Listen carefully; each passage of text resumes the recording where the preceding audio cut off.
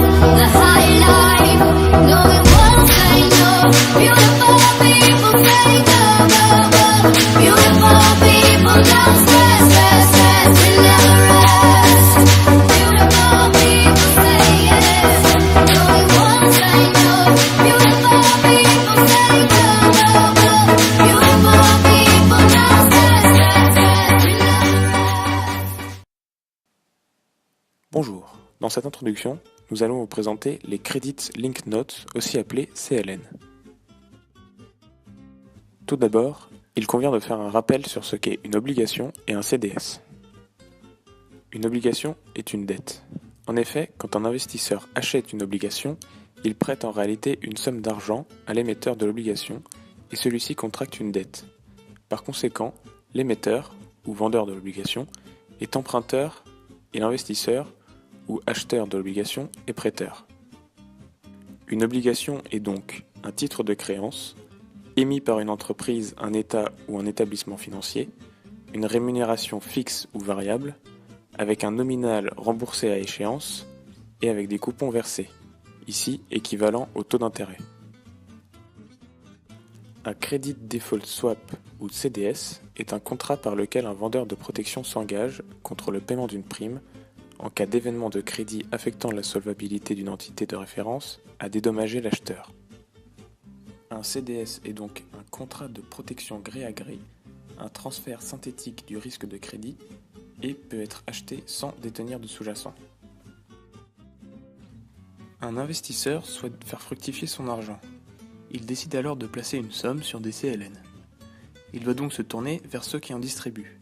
Contrairement aux obligations, seules des entreprises précises peuvent en faire circuler sur le marché, soit des banques, soit des SPV, Special Purpose Vehicle, ou fonds communs de créance en français.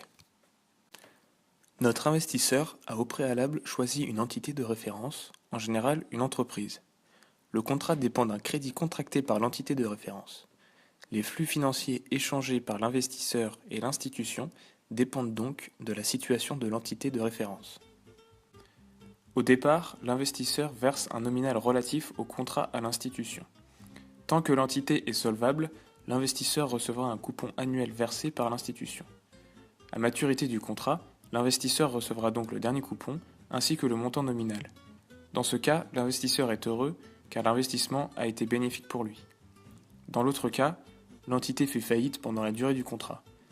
L'institution stoppe alors les versements du coupon et ne remboursera pas le montant investi au départ. L'investisseur est donc perdant. Il existe deux principaux risques liés au CLN. Le premier risque est lié à l'entité de référence qui fait faillite comme nous l'avons vu dans la définition précédente. Le second risque est lié à l'institution car elle peut elle aussi faire faillite et donc ne plus verser de coupons à l'investisseur et ne pas respecter le contrat de départ. Il y a malgré tout plusieurs types d'avantages dans les investissements de CLN. En effet, les coupons sont à taux élevé.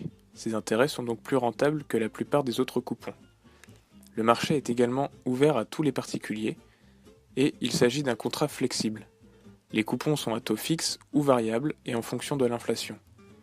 C'est également un contrat avec coupon ou à coupon zéro. Les flux peuvent être échangés et effectués avec différents changes. Et le marché est très liquide car les contrats sont liés à toutes sortes de compagnies.